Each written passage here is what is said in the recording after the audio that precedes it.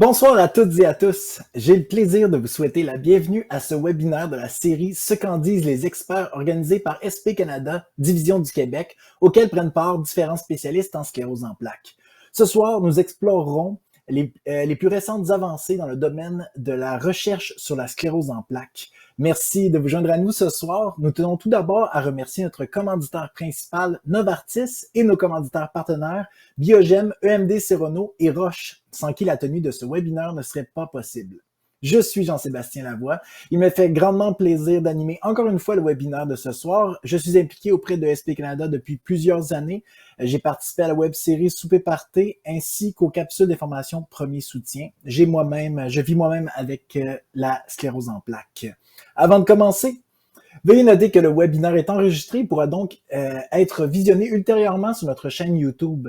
Vous recevrez un courriel avec le lien vers l'enregistrement lorsqu'il sera disponible. Le lien sera également partagé sur la page Facebook de SP Canada. Si vous avez des questions pendant la présentation, veuillez les entrer dans la boîte de discussion qui apparaît à l'écran. Bienvenue aussi aux participants et participantes qui nous visionnent en direct sur Facebook. Vous pouvez également poser des questions en commentaire et nous tenterons de répondre au plus grand nombre de ces questions possibles. Veuillez noter que SP Canada n'approuve, n'endosse ni ne recommande aucun produit ou traitement en particulier, mais fournit plutôt de l'information pour aider les personnes à prendre leurs propres décisions. Je désire maintenant souhaiter la bienvenue à l'expert qui prendra part au webinaire d'aujourd'hui, Reda Fazazi. Bonsoir Jean-Sébastien. Bonsoir. Courte bio, Reda Fazazi, vous poursuivez des études de doctorat en médecine moléculaire au laboratoire du Dr Manu Rangachari au Centre de recherche du CHU de Québec, Université Laval. Après avoir terminé un baccalauréat en sciences biomédicales et une maîtrise en médecine moléculaire à l'Université Laval, vous avez entrepris des études doctorales dans le domaine de la neuroimmunologie et plus précisément sur la sclérose en plaques. Vous vous intéressez aux différences entre les sexes dans le contexte de l'ASP ainsi qu'à l'inflammation touchant les méninges. De plus, vous êtes un membre actif de la communauté de SP Canada, participant entre autres au Vélo SP ainsi qu'au programme Sprint et au cours d'été Stop SP. Alors, bienvenue Reda, la parole est à vous. Merci Jean-Sébastien. Bonsoir à tout le monde. C'est ça, je m'appelle Reda Fazazi. Aujourd'hui, on m'a approché pour vous parler un petit peu de qu'est-ce qui se passe dans la recherche fondamentale sur la SP. Donc, c'est ce que je vais faire aujourd'hui. Donc, je vais brièvement me présenter, ensuite faire un survol de la pathophysiologie de la SP, parler ensuite de mes deux expertises, donc la différence entre les sexes et l'inflammation au niveau des méninges, et ensuite parler un peu de façon plus générale de qu'est-ce qui se passe en ce moment dans la recherche et finir avec la période des questions. Donc, je vais passer vite parce que Jean-Sébastien m'a déjà présenté, mais en effet, j'ai fait mes études universitaires à l'Université Laval, donc mon baccalauréat en sciences biomédicales et ma maîtrise en médecine moléculaire, et je suis en train de terminer mon doctorat dans le labo du Dr Manu Rangachari, où on se spécialise en fait sur la sclérose en plaques, vraiment toute l'équipe travaille là-dessus, et mes intérêts de recherche principaux sont vraiment la neuroimmunologie, donc l'interaction des cellules immunitaires avec le système nerveux central. Et mes deux spécialités sont vraiment la différence entre les sexes et l'inflammation des méninges. Donc, c'est quoi la sclérose en plaques? Hein? C'est de ça qu'on va parler aujourd'hui. Mais il y a ce que la science en dit, que je vais expliquer plus tard parce qu'on est obligé d'en parler dans une présentation sur la recherche. Mais il y a aussi ce que les gens ressentent. Hein? J'ai donc recueilli différents témoignages de gens. Je vais commencer avec ça, donc qui vivent avec la SP, qui voulaient partager leur expérience, et je vous partage ça ici. Donc, je les affiche à l'écran, mais je vais prendre le temps d'en lire quelques-unes. Je n'ai pas l'air malade, mais je souffre d'une intolérance à la chaleur qui me donne des étourdissements, des malaises et des évanouissements, même dans ce qui me semble être une température ambiante normale. Je n'ai pas l'air malade, mais si quelque chose, même une petite chose me stresse ou m'inquiète, mon corps se rebelle et les symptômes s'aggravent juste comme ça. Je n'ai pas l'air malade, mais il m'est extrêmement difficile de me concentrer sur quoi que ce soit et par conséquent, ma mémoire en souffre considérablement. Donc, ce qui est sûr avec ces témoignages, c'est qu'il n'y a pas une expérience comme une autre. Et chaque personne vit ça d'une façon qui lui est propre. On peut se reconnaître dans certains témoignages et pas dans d'autres. J'utilise souvent ces témoignages pour essayer d'expliquer à ceux qui ne comprennent pas ce que c'est ou à ceux qui pensent seulement à la facette de la recherche scientifique que l'ASP, c'est pas juste la partie scientifique, mais c'est aussi et surtout ce que les gens ressentent et il faut absolument considérer ça dans notre recherche. Ces témoignages, c'est ce qu'on appelle en fait la progression silencieuse, hein. Donc, c'est les autres symptômes que ceux moteurs et physiques qu'on connaît bien. Et je vais revenir à ça plus spécifiquement plus tard durant la présentation.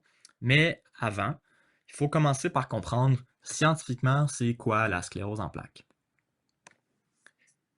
Donc, c'est une maladie inflammatoire chronique du système nerveux central. C'est aussi une maladie auto-immune qui est démyélisante, hein. Donc, ce que ça veut dire, c'est que nos cellules immunitaires qui, normalement, reconnaissent les virus et les bactéries comme étrangers à soi et s'y attaquent, en fait, pour nous défendre justement des maladies virales et bactériennes, vont reconnaître dans une maladie auto-immune une partie de nous-mêmes. Dans le cas de la sclérose en plaques, c'est la myéline, hein. C'est la partie qui recouvre les neurones et qui permet un bon influx nerveux. Et ça, dans le cas de la sclérose en plaques, donc les cellules immunitaires vont s'infiltrer à travers la barrière hématoencéphalique et reconnaître la myéline comme étranger et s'y attaquer, puis ça va causer les symptômes qu'on connaît bien ici. Puis, on appelle ça sclérose en plaques, hein, tout simplement parce que sur un IRM, on est capable d'observer des plaques de démyélisation. Typiquement, on dit qu'il y a 3 formes de la sclérose en plaques, hein. Donc, il y a la forme rémitante qui touche 85% des gens au moment du diagnostic, qui est caractérisée par des épisodes d'atteinte neurologique espacés par des périodes de rémission. Et il y a le 15% restant qui va être diagnostiqué avec la forme progressive primaire. Donc, en fait, c'est une accumulation des atteintes neurologiques sans période de rémission. Et il y a environ 40 à 65% des gens qui ont la forme rémitante, qui vont arrêter d'avoir des périodes de rémission. Ils vont avoir une accumulation des atteintes neurologiques et en fait, ils vont progresser. Donc, c'est pour ça qu'on appelle ça la forme progressive secondaire. Et donc, il y a différents facteurs de risque, hein, pour la sclérose en plaques, autant pour la développer, la maladie, que aussi pour la progression. Donc, il y a des facteurs génétiques comme certains variants de gènes des risques. Il y a aussi le sexe biologique. Il y a aussi différents facteurs environnementaux comme la cigarette, l'obésité, les habitudes de vie. Et aussi la vitamine D, hein. Donc, on sait que plus on habite loin de l'équateur, donc moins on est exposé à la vitamine D du soleil, là, qui provient du soleil, plus il y a de prévalence de sclérose en plaques. Donc, par exemple, le Canada, c'est un des pays les plus touchés dans le monde en termes de prévalence par la sclérose en plaques. Et il y a aussi dans les facteurs environnementaux le virus de l'EBV, hein. On sait depuis quelques années, là, par cette étude qui a été publiée dans Science ici, en fait, qui montre que être infecté par le virus EBV est une nécessité dans le développement de la sclérose en plaques. Et puis finalement, il y a d'autres facteurs importants dans les facteurs de risque, comme l'âge et l'inflammation des méninges. Et aujourd'hui, je vais prendre le temps de vous parler de ces deux-là, donc le sexe biologique et l'inflammation des méninges, qui sont un petit peu plus mes spécialités. Donc, pourquoi s'intéresser au rôle du sexe biologique dans la sclérose en plaques? C'est une question qu'on se pose, puis c'est une question que nous, on se pose beaucoup au laboratoire, hein. Et donc, premièrement, parce qu'il y a un impact important du sexe dans la SP. On sait que, par exemple, pour la susceptibilité, pour la forme rémitante, il y a 3 femmes pour un homme qui sont atteints de la maladie, alors que pour les formes progressives, c'est plutôt un ratio égal de 1 pour 1. Et que dans la rapidité de progression, il y a, oui, les femmes progressent en effet, mais les hommes progressent plus rapidement que les femmes. Et donc, qu'est-ce qui peut expliquer ces différences, hein? Premièrement, il y a le système immunitaire et il y a le système nerveux central. Donc, au niveau du système immunitaire, on sait que les femmes ont un système immunitaire plus fort chez elles, hein. Donc, elles ont plus de lymphocytes en circulation et une résistance accrue aux infections qui est plus grande. Donc, finalement, les fameuses grippes d'hommes, là, c'est réel en quelque sorte, hein. Les femmes ont un système immunitaire plus fort, sont capables de mieux se protéger par rapport aux infections virales que les hommes. Par contre, ça vient avec un pendant. Donc, justement, c'est que si on dit système immunitaire plus fort, ça veut dire aussi développement plus fréquent des maladies auto-immunes chez les femmes. Donc oui, la SP, on parle de 3 femmes pour un homme, mais on parle aussi du lupus, 9 femmes pour un homme, l'arthrite, 3 femmes pour un homme, syndrome de Sjögren, 9 femmes pour un homme. En général, là, on dit que dans tous ceux qui sont atteints par des maladies auto-immunes, on parle d'à peu près 65 à 70% qui seraient des femmes atteintes. Et il y a aussi des différences à part le système immunitaire qui sont au niveau du système nerveux central. Les femmes auraient une capacité de réparation des dommages plus élevée que les hommes au niveau du système nerveux central, qui serait due en fait à l'expression de certains gènes au niveau du chromosome X, puis je vais revenir à ça plus tard. Et il y a aussi une remyélinisation qui est plus forte chez les femmes. Donc comme je l'ai dit, hein, la SP, ça touche la myéline, il y a une démyélinisation, mais il y a une capacité à refaire cette myéline-là chez les femmes qui est plus importante que chez les hommes. Donc c'est ce qui expliquerait entre autres pourquoi les hommes progressent plus rapidement que les femmes. Mais qu'est-ce qui explique vraiment ces différences, hein? C'est le genre de questions qu'on se pose en recherche fondamentale. Puis ce qui nous différencie entre les hommes et les femmes au niveau biologique, phénotypique, ben, c'est les hormones et les chromosomes. Donc, une genre de question qu'on peut se poser en laboratoire en recherche fondamentale, c'est comment ségréguer le rôle des hormones et le rôle des chromosomes pour savoir c'est quoi leur fonction à chacune de ces est-ce que c'est les hormones ou c'est plutôt les chromosomes? Donc, là, accrochez-vous avec moi, c'est la diapo la plus scientifique. Là. On va essayer d'expliquer un petit peu qu'est-ce qui se passe, puis de quelle façon on essaie de répondre à ces questions. Donc, en fait, ben, on sait que l'être humain a 23 paires de chromosomes. Hein. Donc, si on regarde en haut à gauche la diapositive, il y en a 22 qui sont les mêmes chez les hommes et chez les femmes. Et la 23e paire de chromosomes, c'est les chromosomes sexuels. Donc, les femmes ont les chromosomes XX et les hommes ont les chromosomes XY. Et donc, on peut dire qu'en quelque sorte, par défaut, hein, le développement normal humain, ça serait d'avoir un phénotype féminin. Ce qui va développer en fait le phénotype masculin, donc avec les gonades masculines et les hormones qui vont amener vers un phénotype masculin, c'est l'expression d'un seul gène qui se situe sur le chromosome Y. C'est le gène ici en bleu qu'on peut voir là, en haut à gauche de l'écran, le gène SRY. Donc ce gène-là, s'il est exprimé, ça donne des gonades masculines, donc des testicules, et ensuite la production d'hormones masculines comme la testostérone, et donc phénotypiquement, on obtient un homme biologique. Et de l'autre côté, en fait, chez la femme, ben, comme le chromosome Y n'est pas là, le gène SRY n'est pas exprimé, on développe des gonades féminines et donc l'expression d'hormones féminines comme l'estrogène, la progestérone et donc le phénotype féminin traditionnel. Donc, en sachant ça, nous, les biologistes, ce qu'on peut comprendre et ce qu'on peut faire avec ça, avec en fait de la nouvelle technologie, ben, ce qu'on vient faire, c'est qu'on est capable en fait d'aller retirer ce gène, le gène SRY, là, qui détermine en fait le phénotype donc mâle ou femelle. On vient le retirer, puis ensuite on est capable de le remettre ou pas en fait donc dans un modèle de souris par exemple. Donc, ce qu'on peut voir ici à droite, là, donc on croise deux souris, donc à droite complètement en rose, donc on a une femelle normale avec donc des chromosomes XX, et on a de l'autre côté une souris donc transgénique dans laquelle on a modifié en fait justement l'ADN. On retire en fait ce gène-là, le gène SRY, et on est capable en fait de le remettre dans un chromosome qui est le chromosome 4 en fait, donc que tout le monde a. Et ce que ça peut donner, donc c'est dans la descendance des souris, si on se concentre vers la gauche, donc les souris avec l'encadré bleu en dessous, mais ça va donner des souris qui sont phénotypiquement des mâles. Donc, ils vont avoir des gonades masculines et des hormones masculines comme la testostérone. Et par contre, ce qui les différencie, ces deux souris-là, c'est qu'il y en a une qui va avoir les chromosomes XY, mais dans laquelle on avait retiré en effet le gène SRY, mais dans lequel on l'a remis dans le chromosome 4. Et un peu plus à droite, mais toujours en bleu, on a une souris phénotype masculin dans lequel on a des chromosomes XX. Donc, on a en fait tout simplement retiré le gène SRY et on l'a mis justement dans le chromosome 4. À droite, complètement en rose, on a donc des souris qui sont phénotypiquement femelles. Donc, la plus traditionnelle à droite complètement, c'est une souris avec les chromosomes XX comme on connaît. Et un peu plus à gauche de ça, en rose toujours, on a une souris qui est phénotypiquement femelle, mais qui a les chromosomes XY, donc typiquement masculin, mais dans laquelle on a tout simplement retiré le gène SRY sans le réexprimer ailleurs. Donc ça, si on me suit bien, c'est qu'on est capable en fait vraiment de ségréguer le rôle des hormones et le rôle des chromosomes sexuels. Parce qu'on est capable d'avoir des souris qui sont phénotypiquement des mâles, donc ils ont des organes génitaux mâles et une expression de la testostérone, donc des hormones mâles. Par contre, on est capable d'avoir des souris mâles comme ça, soit avec les chromosomes typiquement mâles XY ou les chromosomes femelles typiquement XX. Donc avec ça, on a été capable, en fait, je dis on, mais c'est vraiment la communauté scientifique au sens large, a été capable d'avoir des conclusions par rapport à ça, par rapport à la sclérose en plaques. Donc qu'est-ce qu'on en tire comme conclusion lorsqu'on fait ces validations-là chez la souris, qu'ensuite on valide ça chez l'humain?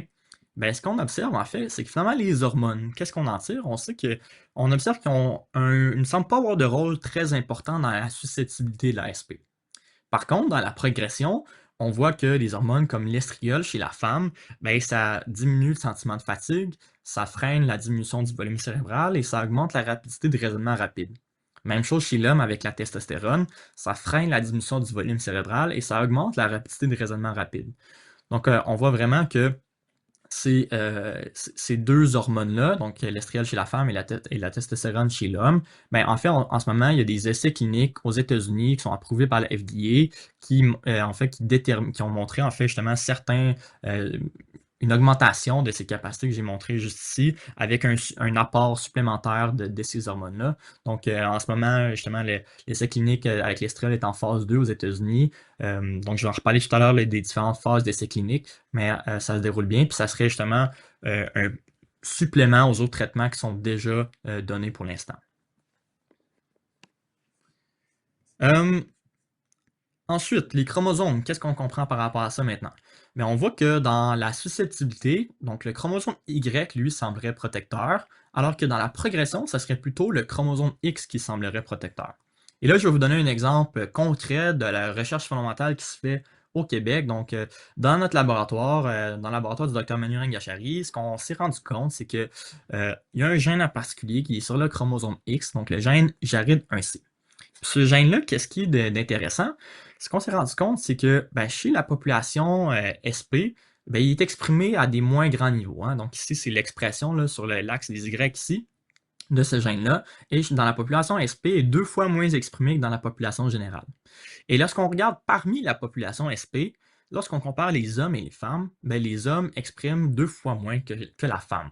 Donc ça, c'était vraiment quelque chose qui nous a intrigués, puis on voulait un petit peu creuser un peu plus qu'est-ce qui se passait par rapport à ça. Donc, on est allé dans un modèle de souris de la sclérose en plaques, puis on est allé valider un petit peu, puis voir de quelle façon on peut jouer avec ça. Donc, premièrement, ce qu'on s'est rendu compte, c'est ici le SC, ça veut dire le score. Donc, c'est un peu le même principe que le DSS chez l'humain. On s'est rendu compte que les souris qui avaient un score de DSS élevé, donc de 2 et plus, avaient une expression pratiquement nulle de ce gène-là, alors que les souris qui avaient un score de DSS plutôt bas, en fait, donc en bas de 2, avaient une expression un peu plus grande. Donc ça, on trouvait ça intéressant, puis on s'est dit ensuite, est-ce qu'on peut jouer sur ce gène-là pour voir est-ce que ça va avoir un effet sur la sévérité de la maladie chez la souris? Donc, ce qu'on a fait ici, donc la ligne en bas, là, en rouge foncé, avec les barres d'erreur noires ici, ce qu'on a fait, c'est qu'on a surexprimé ce gène. Donc, on a pris la quantité normale de ce gène-là, puis on l'a mis à des niveaux beaucoup plus élevés chez ces souris-là. Puis, dans l'axe des Y, ici, c'est encore une fois le score des DSS chez la souris. Mais on peut voir que ces souris-là, qui exprimaient plus ce gène-là, donc le gène JARID1C, avaient une maladie moins sévère que le groupe contrôle. Donc ça, ce que ça nous disait avec tout ça, c'est que ce gène-là peut premièrement agir à titre de biomarqueur potentiel. Hein. Donc, par exemple, si on voit chez quelqu'un qui a une expression moins élevée de ce gène, peut-être qu'il va progresser plus rapidement. Donc, on peut peut-être prendre rendez-vous avec le neurologue pour ajuster les traitements. Et ça peut aussi, peut-être, dans l'avenir, agir à titre de cible thérapeutique potentielle. Donc, si on est capable d'exprimer beaucoup plus ce gène chez les gens qui en ont moins, ça peut potentiellement avoir un effet thérapeutique. Donc, en résumé, si je résume qu'est-ce qui se passe par rapport à ça, donc les différences entre les sexes, au niveau de la susceptibilité, les femmes sont plus touchées à un ratio de 3 pour 1. Les hormones ne semblent pas avoir de rôle important dans la susceptibilité. Par contre, le chromosome Y, lui, semble protecteur. Au niveau de la progression, les hommes progressent plus vite. Les hormones semblent avoir un rôle protecteur, hein, autant les hormones féminines comme l'estriol chez la femme que les hormones masculines comme la testostérone chez les hommes. Et le chromosome X semble protecteur. Et donc, ce que je termine ici en disant, il existe des façons de cibler ces mécanismes grâce à une meilleure compréhension des différences entre les sexes. Tout ça, c'est pour dire que finalement, la recherche fondamentale qu'on fait pour essayer de comprendre ces mécanismes-là, donne tout le temps des opportunités à cibler en fait au niveau thérapeutique, mais c'est important de comprendre finalement à la base c'est quoi les mécanismes. Par exemple, ici au niveau des différences entre les sexes, ben, ça donne des opportunités de traitement supplémentaires. Donc ensuite, on serait rendu à la partie de l'inflammation méningée. Donc, pourquoi s'intéresser à ça? C'est quoi ça, l'inflammation méningée? J'en ai parlé un petit peu dans mon entourage, dans la population SP. Il y a très peu de gens là, qui en avaient entendu parler. Et donc, c'était un petit peu la raison pourquoi je voulais en discuter aujourd'hui, parce que c'est quelque chose de très important pour moi, puis je voulais présenter ça aujourd'hui. Donc, pourquoi on s'intéresse à ça?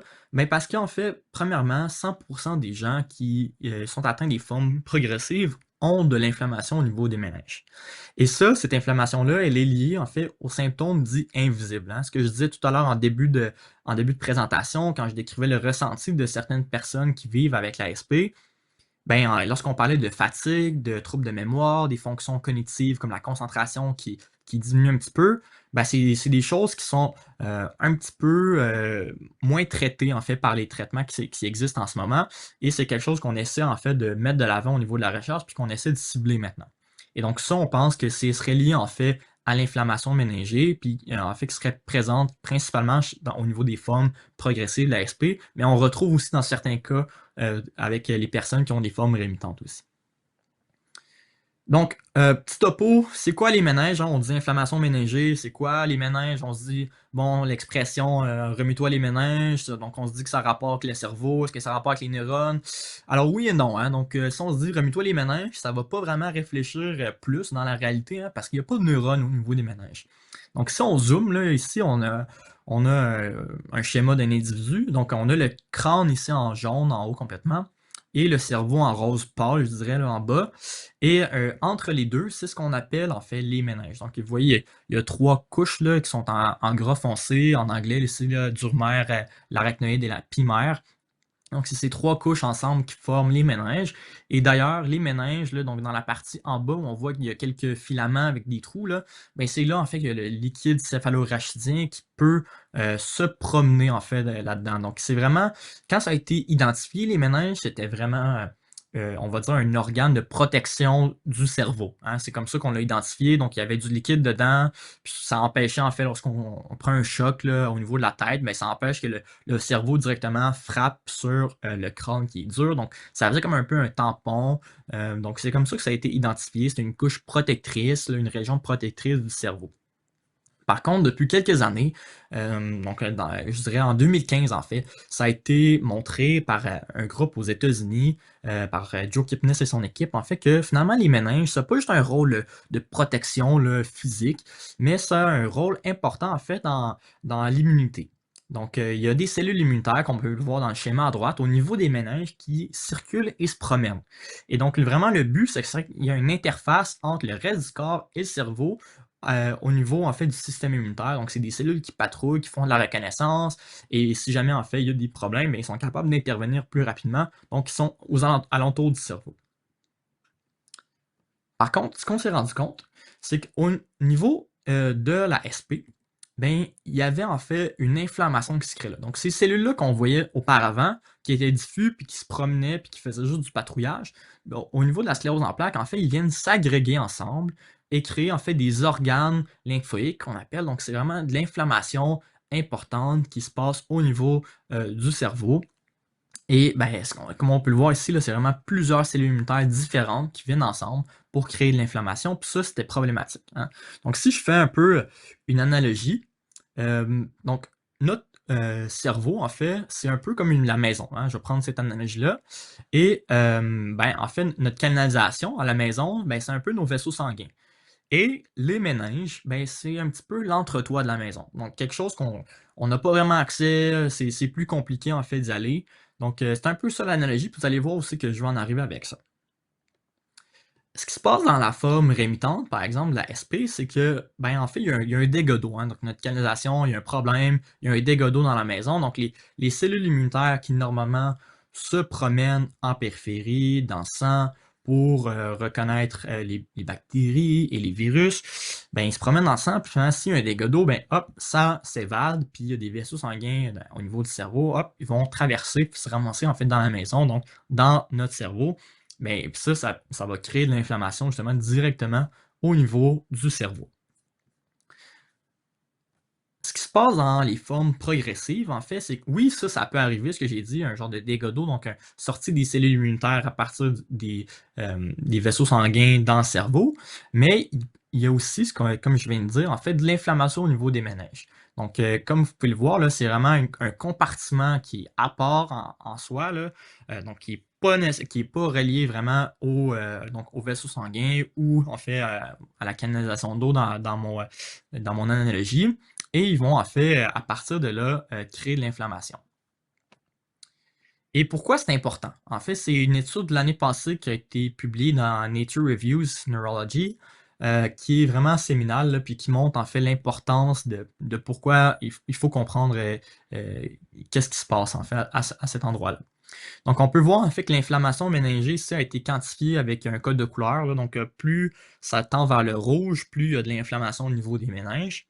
Et comme vous pouvez le voir, ben, en fait, plus il y a d'inflammation au niveau des méninges, en fait, plus ça diminue l'âge à laquelle quelqu'un va progresser. Donc, quand je le disais tout à l'heure qu'il y a 40 à 65% des gens qui passent de la forme rémitante à la forme progressive, ben, en fait, ça serait dû, entre autres, justement, à cette inflammation méningée-là, ou en fait, une progression aussi dans le DSS, donc passer d'un score de 2,5 à 3, par exemple.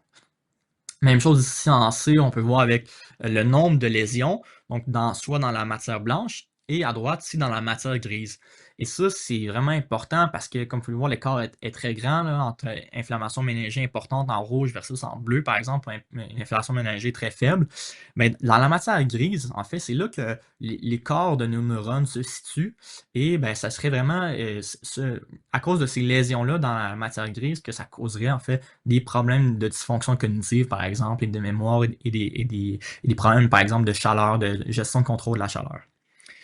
Même chose aussi au niveau de l'âge, par exemple, à laquelle quelqu'un pourrait avoir besoin de chaise roulante. Et ça a aussi un impact, en fait, avec l'espérance de vie. Donc, ça diminue l'espérance de vie plus il y a d'inflammation méningée. Et donc, cet article-là, il conclut, dans la conclusion, là, je vais me faire un paraphrase assez libre et une traduction libre aussi, là. En gros, ils disent ici que ben, développer des modèles animaux pour essayer de mimer qu'est-ce qui se passe, justement de mimer cette inflammation au niveau des méninges, c'est plus que nécessaire. Pourquoi? Parce que, bon, par exemple, la recherche qu'on fait, normalement, lorsqu'on travaille avec des gens qui sont atteints de la maladie, ben, par exemple, on fait un échantillon de sang, ben, c'est facile, hein? On se présente, on récolte le sang, c'est réglé, ça prend quelques minutes, puis c'est terminé. Par contre, travailler avec les méninges, c'est pas possible, hein? Donc, c'est un organe qui est pas facile d'accès. Donc, on a vraiment besoin d'autres façons pour essayer de comprendre qu'est-ce qui se passe à cet endroit-là. Donc, il disait vraiment que c'est important de développer un modèle animal pour mimer ce qui se passe au niveau de lui-même chez la souris. Donc, c'est là que ben, on se pose la question comment étudier ça en laboratoire. C'est quelque chose que justement le laboratoire du Dr Manu Gachari fait. Donc, ce qu'on a fait, c'est qu'on a développé un modèle de souris, en fait, de la sclérose en plaques qui mime les formes progressives. Hein. Et ce qu'on vient faire après ça, c'est qu'on vient récolter le système nerveux central ou les méninges, en fait, puis on vient faire une analyse des cellules qui se sont infiltrées pour voir.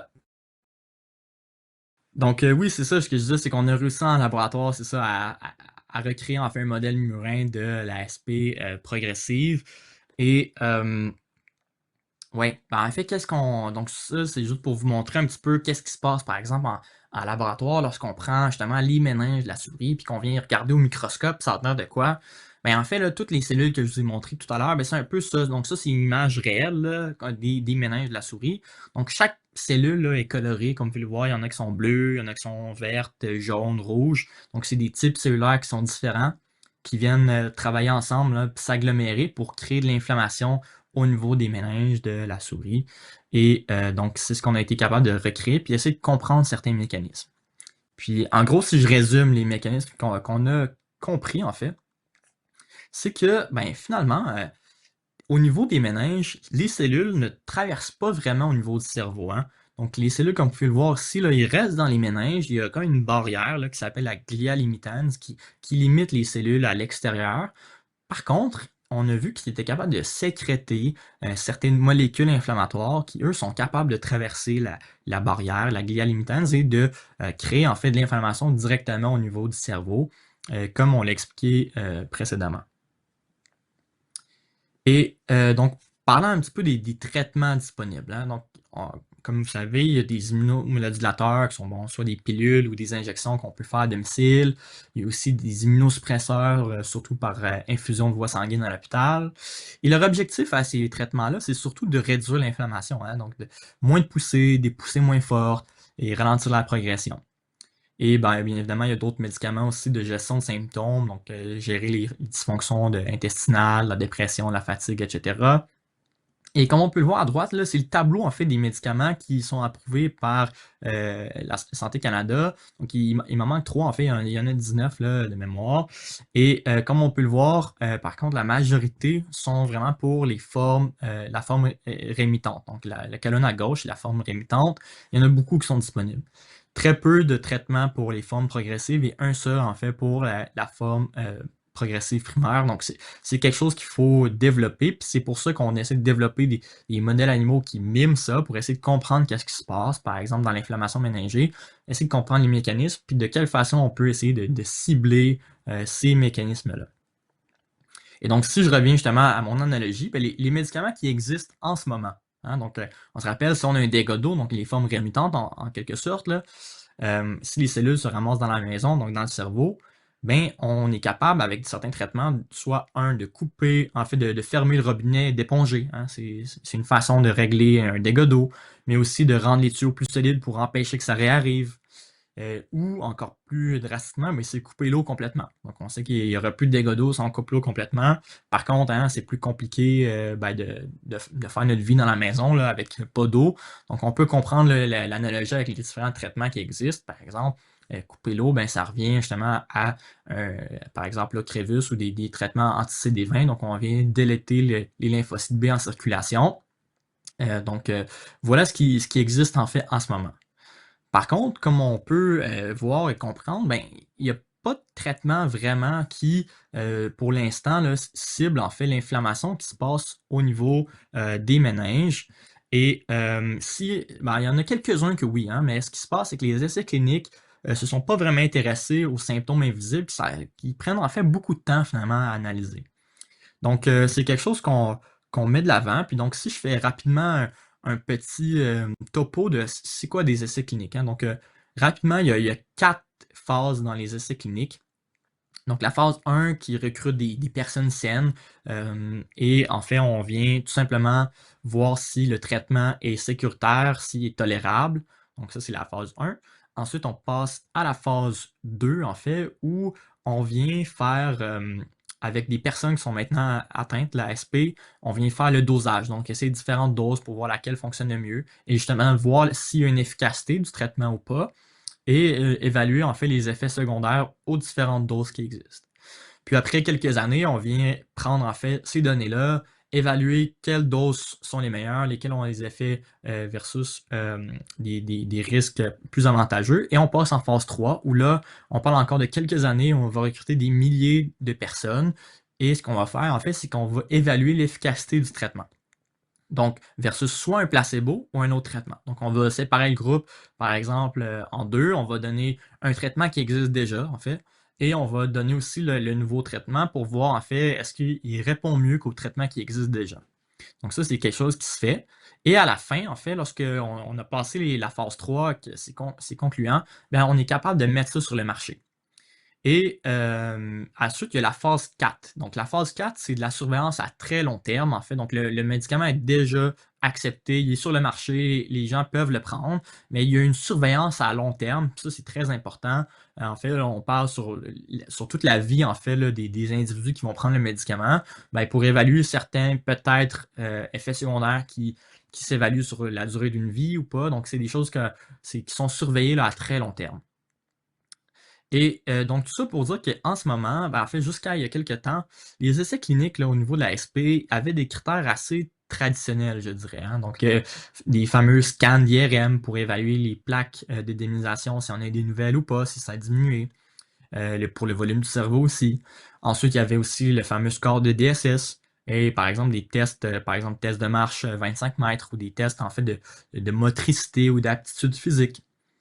Par contre, c'est ce que, comme je disais tout à l'heure, ben, il y a certains symptômes qui n'étaient pas en fait évalués par finalement ces essais cliniques-là. Comme je disais tout à l'heure, ben, si l'inflammation des méninges a une importance en fait pour les symptômes dits invisibles, là, donc de cognition, de mémoire, d'humeur, etc., ben, c'est plus difficile de les évaluer.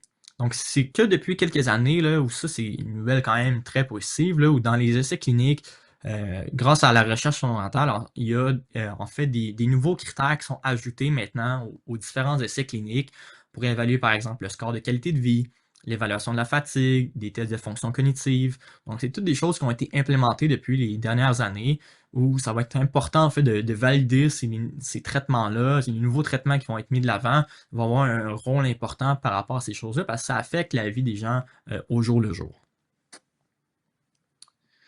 Et donc, je termine avec cette section-là un peu de où en est la recherche plus large, hein. Donc, j'ai parlé, oui, des différences entre les sexes, de l'inflammation au niveau des méninges, mais de façon globale, qu'est-ce qui se passe? Donc, c'est quoi les hot topics, là, en quelque sorte, au niveau de la recherche en SP à travers le monde?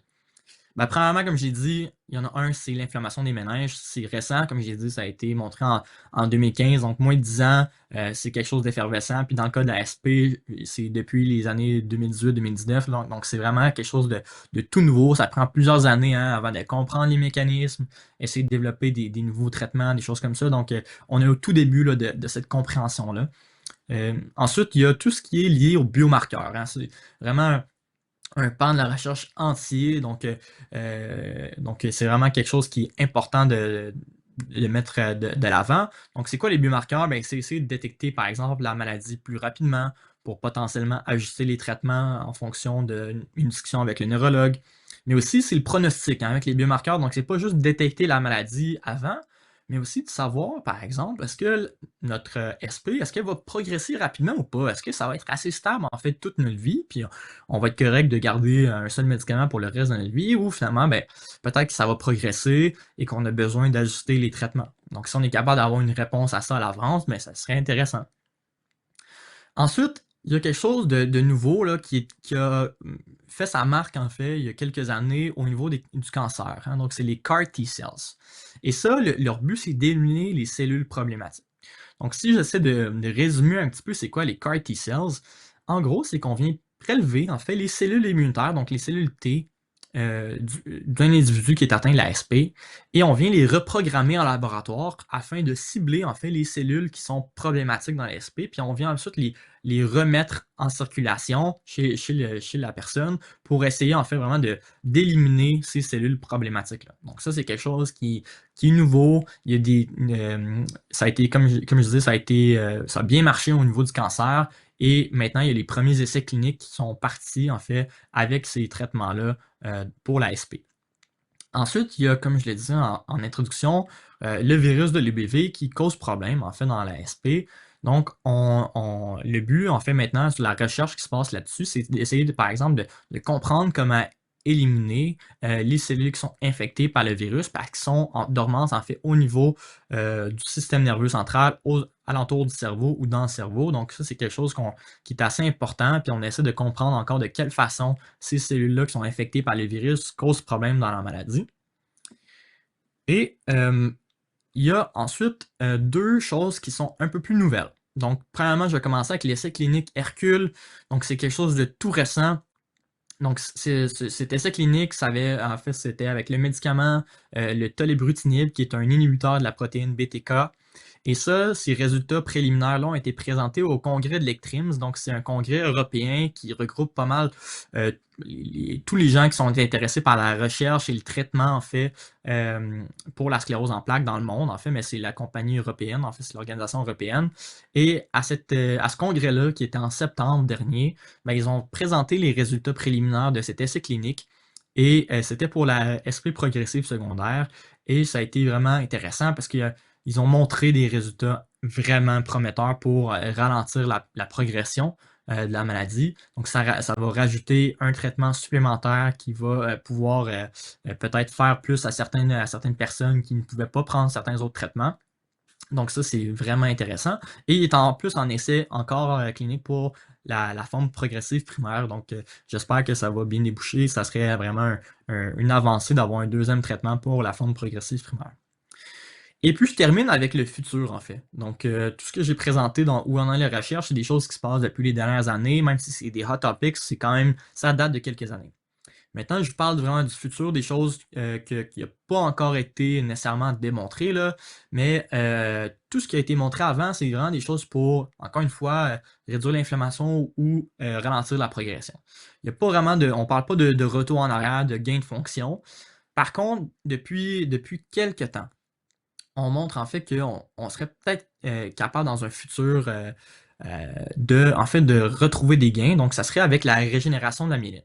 Donc, comme je le disais, la SP, ben, ça cible la myéline. Donc, la myéline elle dégénère dans la maladie et il y a un problème en fait à être capable de la régénérer. Et donc là, il y a les premiers laboratoires qui ont été capables de montrer dans des modèles de souris, donc de la SP, qui sont capables en fait de régénérer la myéline et de retrouver un gain de fonction. Et donc, de quelle façon ils ont fait ça? C'est qu'en fait, on a des cellules immunitaires qui sont résidentes du système nerveux central. Et ces cellules-là, normalement, sont capables, là, chez tout le monde, hein, donc sclérose en plaques ou pas, lorsqu'il y a en fait, par exemple, un choc à la tête, il y a des cellules qui meurent dans le cerveau, c'est normal, en fait, d'aller gober la myéline, les débris de la myéline, et la récupérer pour être capable de la réutiliser. Par contre, quand il y a trop d'inflammation, comme dans le cas de la SP, bien, ces cellules-là, ils perdent leur fonction puis ils deviennent un petit peu sans capacité de fonctionner. Donc, en fait, il y a des équipes qui ont été capables de montrer qu'il y a une façon de réinitialiser ces cellules-là pour essayer de repartir, en fait, le fameux processus de recyclage et de régénérer la myéline. Et il y a une demande d'essai clinique de phase 1 qui a été approuvée l'année passée à la FDA, donc aux États-Unis, et ils sont en train de recruter les premières personnes, en fait, pour faire les premiers tests. Donc, j'ai hâte de voir où ça va nous mener avec ça. Et donc là-dessus, ben, je vous remercie pour votre écoute et on peut passer à la période de questions. Eh bien, merci beaucoup, Reda. Comme je disais pendant la petite pause imprévue, c'était beaucoup d'informations, mais c'était super bien vulgarisé avec une note tellement positive à la fin. Donc, merci énormément pour cette présentation. Merci. Plusieurs questions sont rentrées pendant la présentation. On commence avec quelqu'un nous demande de nous rappeler à tous ce qu'est l'EBV. Ouais. Donc, le BV, c'est un virus tropique, en quelque sorte. Et ce virus-là, ben, ce qui est important à savoir, c'est que finalement, il touche quand même la grande majorité de la population mondiale, hein. On parle de environ 90% des gens qui vont être porteurs du virus durant leur vie. Par contre, ce qui a été montré, c'est ça dans l'article en 2022 dans Science, en fait, c'est que ben, c'est une prédisposition, hein, donc pour développer la SP. Donc, c'est pas on développe le virus, on a la SP, mais c'est plutôt en fait une prédisposition. C'est nécessaire. Ce qui veut dire que le 10% restant de la population qui n'ont jamais été infectés par le virus de BV, mais ils ne développeront jamais la SP. Et à ça, j'ajoute la question à $1 million. Si on a un vaccin pour le BV, est-ce qu'il n'y a plus de sclérose en plaques? Bonne question. Alors, pas nécessairement, mais probablement que ça réduirait de beaucoup les cas. Par contre, ce qui est difficile, puis ça, il y a beaucoup d'équipes dans le monde là, qui essaient de développer un vaccin. C'est un virus extrêmement complexe là, à essayer d'évaluer un vaccin. Donc, il y a plusieurs équipes dans le monde là, qui sont en train d'essayer de développer un vaccin là-dessus. Puis ensuite, il y a plusieurs questions du genre, est-ce qu'on a besoin d'empêcher complètement d'être infecté par ce virus-là ou plutôt d'avoir une genre d'immunité un petit peu plus faible en quelque sorte, hein? Parce que si je donne un petit peu un exemple, ce virus-là, ça cause plusieurs problèmes, hein. Le BV, c'est pas juste la SP, il y a plusieurs cancers qui sont reliés en fait à être infectés par ce virus-là. Et aussi, c'est le fameux virus qui donne en fait la mononucléose infectieuse, hein. Donc, tout le monde connaît ça, là, la maladie qui en Amérique du Nord, ça touche souvent les jeunes ados, là. Et donc, c'est lié à ça. Mais donc, ce qui se passe, c'est qu'on a aussi démontré, par exemple, que le fait d'avoir la mononucléose versus être infecté tout simplement par le virus sans avoir eu de symptômes parce que chez beaucoup de gens, il n'y a pas de symptômes reliés à ça. Mais avoir la mononucléose, ça augmente les chances, lorsqu'on compare à quelqu'un qui a juste été infecté par le virus sans symptômes, de 37 fois d'avoir la SP. Donc peut-être qu'on se dit, le vaccin, ça serait peut-être juste pour avoir pas de symptômes. Donc empêcher la mononucléose, avoir juste une infection, mais qui cause rien. Donc c'est toutes des choses qui sont en développement par différentes équipes dans le monde. Merci beaucoup. Une autre question ici. Existe-t-il des développements qui sont étudiés dans les traitements pour les personnes atteintes de la forme première progressive? Ouais. Ben, c'est ça. Alors, comme je l'ai dit, en effet, parce qu'il y a juste un médicament en ce moment approuvé par Santé Canada, même chose aux États-Unis. Ben, comme je l'ai dit, en ce moment, le tolébrutinib, ça semble prometteur, là. J'ai hâte de voir. Ils vont présenter les résultats prochainement, là. Je ne sais pas exactement quand, mais ça serait une voie intéressante, là. Ça fait longtemps qu'on n'a pas eu un essai clinique qui sera en phase 3, en fait, là, pour la phase primaire progressive. Donc ça, c'est assez prometteur. Puis comme je l'ai dit aussi, la demande pour les essais cliniques de régénération de la myéline, ça a été fait pour la forme progressive primaire aussi et pour les formes rémitantes. Donc on verra dans quelques années qu'est-ce que ça donne. OK. Je glisse ici une petite question qui m'est venue. Quand on parlait des différences entre les hommes et les femmes, est-ce on pourrait avoir éventuellement des traitements qui cibleraient plus les hommes ou plus les femmes?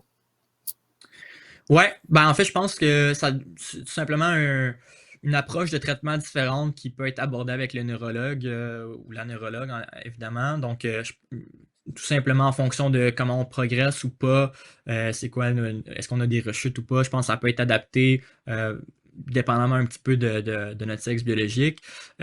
Puis, comme j'ai dit, peut-être aussi qu'un jour, il va y avoir quelques suppléments qui vont être adaptés en plus là, des traitements plus traditionnels. Mais c'était quand même super intéressant, cet angle-là qu'on se disait, on entendait souvent dire, 3 pour 1, les femmes Ouais. versus les hommes, tout ça, puis d'avoir toute cette explication-là, je trouve ça super intéressant. Je me posais juste la question rapidement, qu'est-ce qui vous est venu, vous, à avoir cet intérêt-là pour la sclérose en plaques en général? On sait que vous faites partie, en fait, vous évoluez autour de SP Canada. Donc, Ouais. d'où vous vient cette passion-là pour la SP? Euh, un peu au hasard, pour être honnête, c'est quand même drôle parce que la majorité des gens, souvent, ont un intérêt personnel, là. Il y a beaucoup de gens autour de moi qui ont un intérêt personnel, des gens atteints dans leur famille, dans leur entourage. Honnêtement, ça m'a juste passionné, là. J'étais intéressé par l'immunologie, la neuroimmunologie.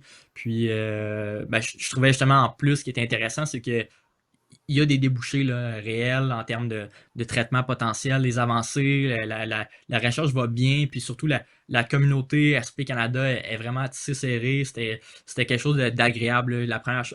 Ma première année à la maîtrise, j'ai pu assister justement à Vélo SP, j'ai pu faire aussi l'école d'été. Donc la communauté est vraiment bienveillante, puis ben, ça m'a accroché, puis je suis resté là-dedans.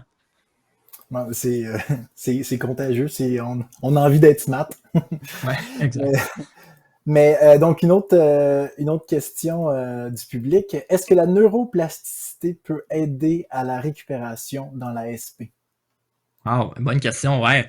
Euh, ben, je vais parler un petit peu à travers mon chapeau, c'est pas mon expertise du tout, là, donc par contre, oui, c'est ça, de ce qu'on en sait, en effet, là, donc puis la neuroplasticité, c'est un terme très large, là, fait que je vais y aller avec ma propre définition libre, en fait, mais c'est vraiment, par exemple, le fait d'avoir de faire des activités intellectuelles, en quelque sorte, là, qui permettent au cerveau là, de vraiment fonctionner de façon différente, puis de pas rentrer nécessairement dans une routine nécessairement, des choses qui sont capables, en fait, d'empêcher finalement peut-être un déclin cognitif. Puis là, ça, c'est hors SP, là, je parle en général pour le déclin cognitif qui est normal lié à l'âge, là, qui arrive chez tout le monde. Ben, c'est important là, d'essayer de sortir de cette routine, de pattern, d'essayer de faire des choses, par exemple, peu importe là, s'il y a des gens à qui ça parle, faire du sudoku, jouer aux échecs, des choses comme ça, peu importe, d'essayer de faire fonctionner son cerveau d'une façon qui n'est pas habituée, ben, ça peut être des façons intéressantes et importantes là, d'essayer de pratiquer ça. Ouais. Mhm. Une autre question ici. Pourquoi y a-t-il une perte de matière blanche qui n'est pas de la myéline? Ben, en fait, la matière blanche, en général, c'est de la myéline. Donc, là, quand on regarde, par exemple, un IRM, on voit une plaque. La majorité du temps, c'est ça, ça se passe de façon périventriculaire, donc à côté, en fait, des vaisseaux sanguins qui sont au centre du cerveau. Et c'est là que souvent que ça se passe là, chez la grande majorité des gens. Puis c'est dans la matière blanche, donc c'est vraiment là que la démyélisation arrive, parce qu'en effet, ben, justement, les cellules ciblent la myéline, puis la myéline, c'est vraiment sur les axones qui se passent dans la matière blanche. Donc c'est vraiment là que ça se passe en général. Ouais. OK. C'est toujours... c'est beau de vous voir étudier ça. Pour nous, on reste encore avec ce portrait un peu flou, mais je pense qu'on commence à saisir. J'ai une autre question ici. Savez-vous pourquoi certaines personnes sont exclues de la participation à des protocoles de recherche sur la SP progressive si elles ont un score supérieur à 7 sur l'échelle EDSS? Mhm.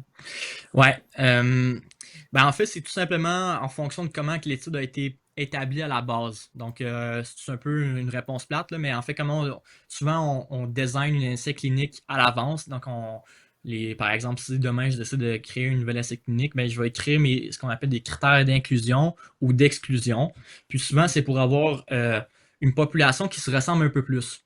Donc, puis on essaie de souvent, ben, par exemple, on va prendre des gens, par exemple, entre, je sais pas, 35 et 55 ans ou peu importe. Là. Donc, ça dépend un petit peu de comment que l'étude a été designée à l'avance. Donc, il y en a un peu des différentes. Là. Je sais qu'il y en a quelques-unes là, qui touchent en fait différents types là, de scores de DSS. Donc, ça dépend vraiment de l'étude. Donc, ça se peut qu'il y en ait une qui, en effet, ne prenne pas les DSS de plus de 7, par exemple. OK. Euh, Ici, on me demande si nos symptômes principaux sont cognitifs, est-ce que cela veut dire que nous avons automatiquement une inflammation de nos méninges et de la matière grise? Et comment le savoir avec quel test? Alors, bonne question. Ouais, ben pas nécessairement à tous les cas, mais potentiellement en fait. Donc, il y a différentes façons de le voir. Il peut y avoir en fait de l'inflammation qui se passe dans la matière blanche et donc normale en fait avec la forme rémitante par exemple, mais qui prend un petit peu d'espace puis ça touche en fait la matière grise qui est à l'extérieur du cerveau. Donc, si je résume, là, donc le cerveau en matière blanche au centre puis matière grise un peu à l'extérieur. Là, donc, c'est pour ça que les méninges sont encore plus à l'extérieur. Ben, ils ciblent la matière grise en premier, mais ça peut arriver aussi de l'intérieur un petit peu. Donc, pas nécessairement 100% des cas, il y a de l'inflammation au niveau des méninges, mais je dirais que ça peut être lié à ça. Puis la deuxième partie de la question, c'était de savoir en fait de quelle façon on peut le savoir. Pour l'instant, c'est un peu compliqué. Hein? Donc, comme je le disais, c'est ça, on essaie de trouver des façons parce que c'est récent, là, donc on n'a pas vraiment accès aux méninges directement. Donc, on essaie de voir des façons indirectes de voir qu'est-ce qui se passe au niveau des méninges. Et là, il y a des études, il y a des équipes qui sont des pros de l'imagerie. Là, donc, nous autres, par exemple, c'est pas notre expertise là, dans le labo de Manu à Québec. Par contre, il y a des équipes qui essaient de faire avec des IRM différentes façons d'avoir des agents de contraste. Là. Donc, souvent, on prend du galladénium un peu, là, qui est un agent contrastant, mais ils essaient en fait de jouer maintenant avec différents agents de contrastants pour essayer de voir les méninges, justement, puis de voir est-ce qu'il pourrait avoir de l'inflammation au niveau des méninges. Donc, ça, c'est quelque chose qui est en développement. Là. Il y a quelques articles qui sont sortis pour essayer de mettre ça de l'avant. Maintenant, je pense qu'il faut juste, en termes de société de recherche, arriver à un consensus, là, mais ce n'est pas encore le cas. Donc, il n'y a pas vraiment encore de façon là, approuvée, on va dire, par Santé Canada, par exemple, d'évaluer l'inflammation des méninges, mais c'est en route. Là. OK. Une petite question de vulgarisation ici. Moi, si je regarde mon IRM, j'ai quelques plaques, j'ai quelques lésions dans le cerveau. Est-ce que tous mes problèmes sont causés par ces plaques-là ou en fait cette inflammation-là est plus générale ou à des endroits où on peut pas l'avoir? Mhm. Bonne question.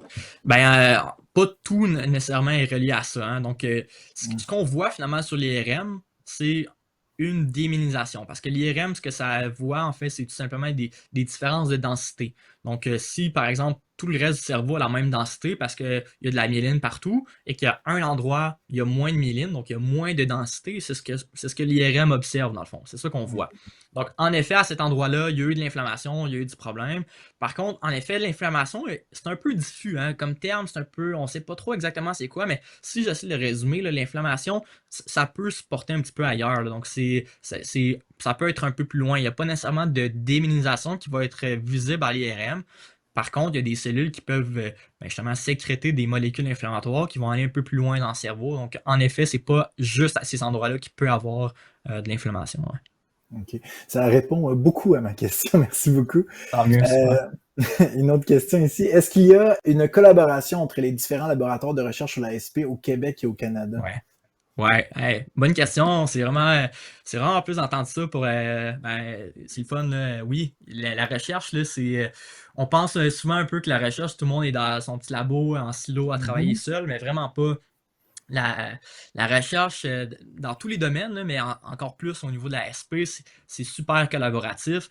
Par exemple, au CHU de Québec, à l'Université Laval, il y a 6 équipes différentes qui travaillent sur la SP. Et donc, les 6 ensemble, ben, on est directement au même étage. Là, on travaille là, quasiment côte à côte. Là. Mes collègues sont juste à côté de moi, donc je lève la tête, puis sont un peu plus loin.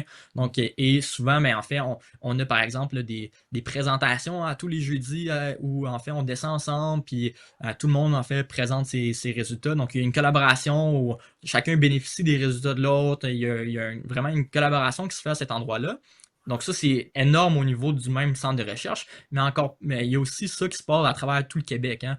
Donc, par exemple, il y a quelques semaines, il y avait une conférence qui s'appelait MS Exchange, que je sais qu'il y a certaines personnes de SP Canada aussi qui étaient là, où en fait, en fait, c'est tous les intervenants de la recherche en SP au Québec qui étaient présents. Donc, soit des chercheurs, soit des étudiants en recherche comme moi, soit plusieurs cliniciens aussi, des neurologues qui veulent être informés de ce qui se passe en recherche. Donc, oui, ça se passe, puis c'est quelque chose d'important pour développer ça encore plus, là.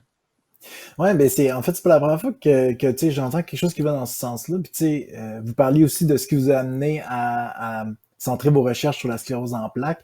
C'est là où nous, ça nous donne un peu d'espoir parce qu'on a cette espèce d'impression-là que la communauté est vraiment bien, Ouais. super unie autour de cette maladie-là pour résoudre le puzzle.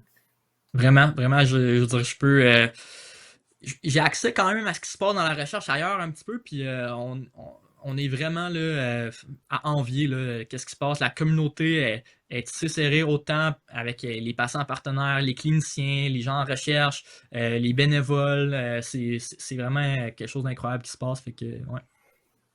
Mais c'est tout pour les questions ce soir. Merci énormément de toutes ces belles réponses. Moi, personnellement, je suis aux premières loges, je me suis permis de poser certaines de mes questions, puis j'ai eu des excellentes réponses. Donc, merci beaucoup pour cette présentation. Ben, merci à vous, ça fait plaisir. Donc, en terminant, je vous rappelle que les enregistrements des webinaires précédents sont disponibles sur notre chaîne YouTube. Suivez également SP Canada et sur les réseaux sociaux pour rester à l'affût des dernières nouvelles. Encore une fois, nous tenons à remercier notre commanditaire principal Novartis et nos commanditaires partenaires Biogène, EMD Serono et Roche. Moi, je vous remercie d'avoir pris part à ce webinaire qui s'est tenu ce soir. Et encore une fois, toujours super intéressant d'avoir ces nouvelles qui nous rendent optimistes pour l'avenir. Alors, je vous souhaite une bonne fin de soirée. Merci.